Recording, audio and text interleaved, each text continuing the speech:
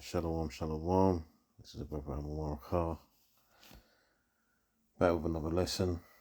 And as always, I want to give all praise, honor, and glory to Yahweh, Bahashem Yahweh Shai, Bahashem Rekah Kodash. Double honors goes, as always, to the apostles and elder bishops of Great Millstone, who rule well, and peace and blessings to the elect, the 144,000, chosen to enter into the kingdom the right way, already chosen and predestined for salvation. So I'm going to just do a quick lesson because I was going to do this on the tripod, but I'm just too tired for that. So I'm just going to do it like this real quick. And yeah, man, basically I'm going to try and entitle this video, this lesson, somewhat in the lines of, we're about to rule, man. We're about to rule, right? Or we're getting ready to rule. I haven't decided yet, but wherever the spirit takes me when I'm finished. So yeah, start here, Isaiah 14, right? So, we've been through a lot, and we're going to go through a lot more before we make that transition into the kingdom as the governing body on earth, right? But we have, the laws, man, the statutes and the commandments, which are going to be instilled in us in order to rule perfectly, right? So let's read this. This is a big thing that's coming, man. I don't think, as men of the Lord and His truth, right? We understand it differently to the Christians, man. They don't understand what is the plan, the formula, the plan of action in the future, man, which is to to have righteousness ruling the earth, not everybody in the clouds and in some magical kingdom in the sky. Not to say that we won't be able to go to the spirit realm and all the other places, man, but we are going to be ruling this earth, right? The Christians don't go into that. They don't talk about rulership, even though it's called the kingdom of heaven. All right, we're getting groomed, if you will, if that's the right word, to rule the kingdom, man. So let me start this again. So Isaiah 14:1, for the Lord will have mercy on Jacob and will yet choose Israel and set them in their own land, and the stranger shall be joined with them, which is, the rest of Israel, the heathens, so to speak, of our people. And they shall cleave to the house of Jacob, and the people shall take them and bring them to their place. And the house of Israel shall possess them in the land of the Lord for servants and handmaids. And they shall take them captives, whose captives they were, and shall rule over their oppressors. So, obviously, I don't need to really break that down. But we're about to go into a position where everyone is underneath us, man, and we can have full control over them, right? It's a massive leap from being in the position that we are now, which is really at the bottom of things, in the physical sense, right? But we're about to go into, this is major, man.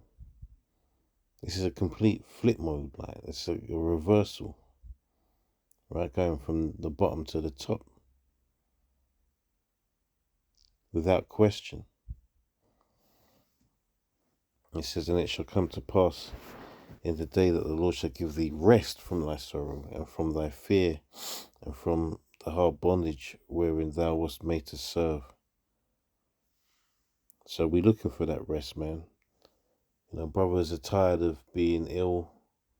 Brothers are tired of going through, emotional struggles and struggles, money, physical, having to get up early times in the morning, 5-6 days a week to go work for somebody else. We're done with this, man. All right. And reading this, it really tells you that although we're going into freedom and peace and wealth and health, right? There's a massive responsibility that we are going to be able to handle, but it's still it's a big thing, right? We're going to have our hearts renewed, and we're going to have the laws, the statutes, the commandments to guide us, to guide this world, man. You know, the new world order that they talk about is this so-called Illuminati or whatever you want to call them, man. You know, that's for their own benefit, right? They only want to move the world in the direction they want to move it in, for their own benefit, and to hell with everybody else. And I'm not saying that we're about to, you know, care for the nations, man, but we're going to treat them after they've had their punishment as they should be treated, man. You know, the way the Illuminati, so-called elite, want to do things is all through wickedness, pain and with the result of pain and suffering for those beneath them. And they wouldn't have it any other way. It's not like they would, if there was a choice to do what they want to do without hurting people, they wouldn't choose that, man. They enjoy doing what they're doing. They enjoy being wicked, man.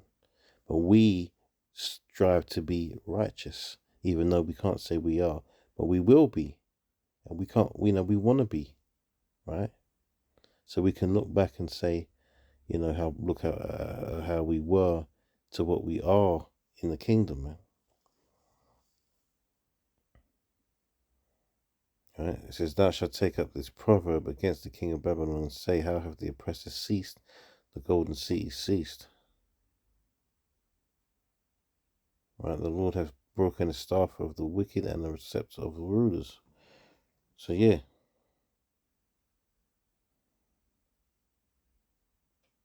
you know, we're about to take up the crowns, man, and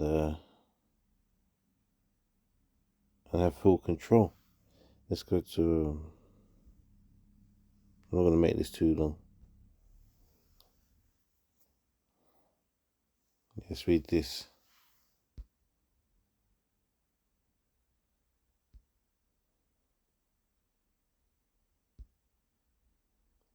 And this is what's going to happen. Now, this is before, you know, the destruction that has fallen upon us. Right? But in the kingdom, man, all these things. I'm going to start with verse 2. Leviticus 26:2 says, "Ye shall keep my Sabbaths and reverence my sanctuary. I am the Lord, Yahweh." And, you know, there's a lot of brothers in this thing that sometimes can't keep the Lord's Sabbath, man. Right? In the kingdom. And that's the beauty of it. Because right now we're not in a position to be able to do what we want or what we should do when we should do it or when we want to do it, right? But in the kingdom, man, we ain't going to be working, right? We're going to have that freedom to keep the Lord's high holy days correctly, and everything's going to be right, man, right?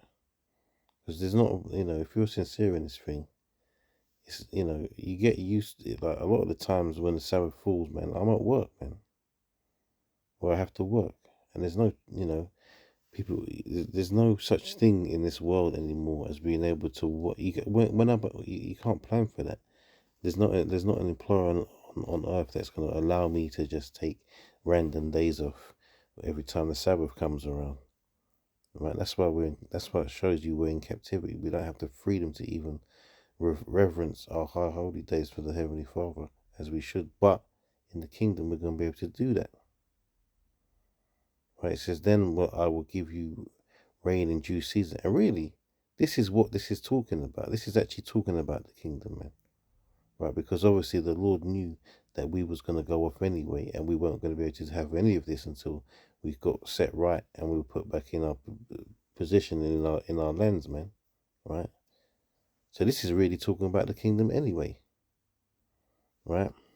So I read that again. "Then I will give you rain in due season, and the land shall yield her increase, and the trees of the field shall yield their fruit, and your threshing shall reach unto the vintage, and the vintage shall reach unto the sowing time, and ye shall eat your bread to the full, and dwell in your land safely."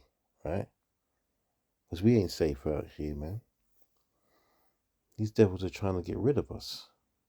They've been trying to do that for a long time with their medical experiments and putting drugs into the communities, and having these law enforcement people out there, set with their minds to destroy us. That you got the entertainment industry are ruining the minds of our people, and I would say the young people, but it's of all ages now. We've gone so bad that the adults are acting up now. He says, "And I will give you peace in the land, and ye shall lie down, and none shall make you afraid. I will rid evil beasts out of the land, neither shall the sword go out through your land." So obviously, this is the kingdom, man. These promises are um for when we attain that glory, man. He says, "And ye shall chase your enemies, and they shall fall before you by the sword. And 5 of you shall chase 100, and 100 of you shall put 10,000 to flight, and your enemies shall fall before you by the sword. For I will have respect unto you." That's beautiful, man. Because the Lord is not respecting us as a people, right? Because of the way we are. Right now, He's looking down at the nation of Israel in absolute disgust. This is a case of things getting worse before they get better. Our people, you would never have thought, could get worse than they were 5 years ago, 10 years ago. But today, it's ridiculous, man. So much so that they're blind to what they're actually doing. They don't see it wrong. They don't see any wrong in it.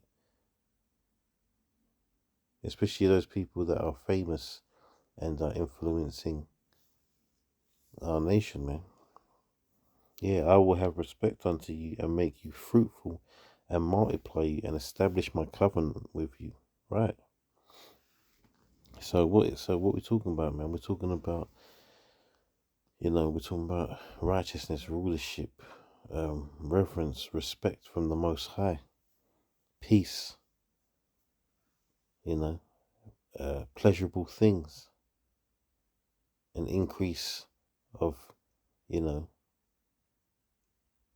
riches and foods, and just being able to enjoy the fruits of our enemies' labor, man. And ye shall eat old store and bring forth old because of new, and I will set my tabernacle among you, and my soul shall not abhor you, and I will walk among you, and will be your power, and you shall be my people. I am the Lord Yahweh your power, which brought you forth out of the land of Egypt, that you should not be their bondmen, and I have broken the bands of your yoke and made you go upright. Right? And that works twofold, because that's going to apply when we are redeemed from the second Egypt, man, aka Babylon. Let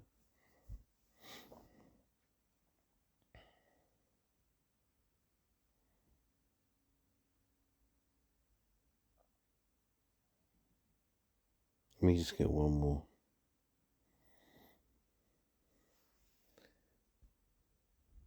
My eyes are burning.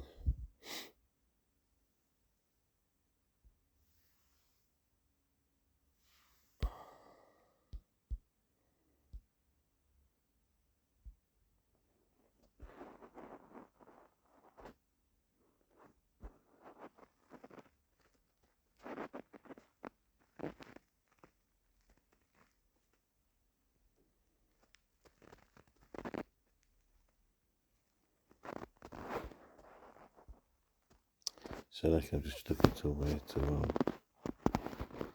let's start it from 11. Jeremiah 29:11 says, "For I know the thoughts that I think toward you, saith the Lord, thoughts of peace and not of evil, to give you an expected end."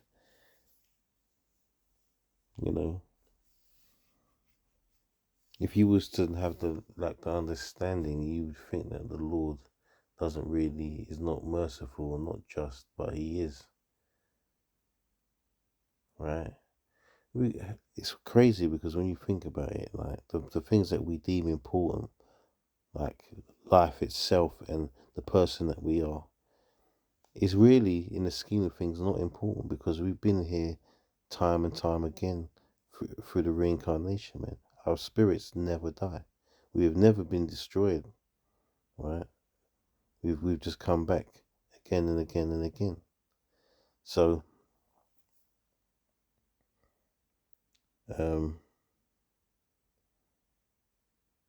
just a thought that came into my head, It's like what we deem to be important to the Most High on the grand scheme of things isn't. That's why when you learn this truth, things are easier. Such things like death, although we still mourn with the understanding that we have. And I'm going up on a bit of a tangent real quick, but it just popped to my head, you know. Because we understand the truth, it's not as stressful and painful anymore. Because we know that it's temporary. Right? Just like the majority of our people that are going to get destroyed physically in the body when all hell breaks loose and the nukes are falling and stuff, they will at some point rejoin with us in the kingdom. Imagine like being able to see all your past lives, man, and see all the things you did. It'll drive you crazy. Your mind wouldn't be able to understand that. Anyway, let me finish off. It says, verse 12 says, then shall ye call upon me, and ye shall go and pray unto me, and I will hearken unto you, and ye shall seek me and find me when ye shall search for me with all your heart. And I will be found of you, saith the Lord. So that searching is the scriptures, man. Getting the knowledge and understanding, right? Understanding what the Lord wants from us. This is how we're going to enter into the kingdom, man. By doing this work, being faithful to the end, right? It says, and I will be found of you, saith the Lord Yahweh, and I will turn away your captivity, and I will gather you from all the nations, right? And from all the places whither I have driven you, saith the Lord, and I will bring you again into the place whence I caused you to be carried away captive.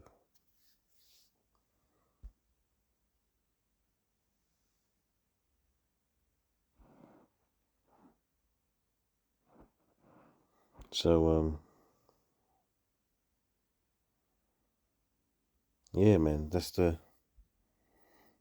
bringing us back. So, what we're really waiting for now is just that transition from this to then, right?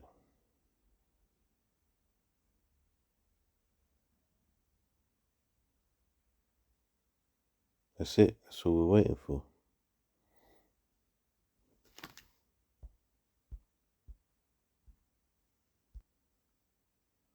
Anyway, I'm going to close out on that one. Here, all praises on the glory to Yahweh Shem Shai.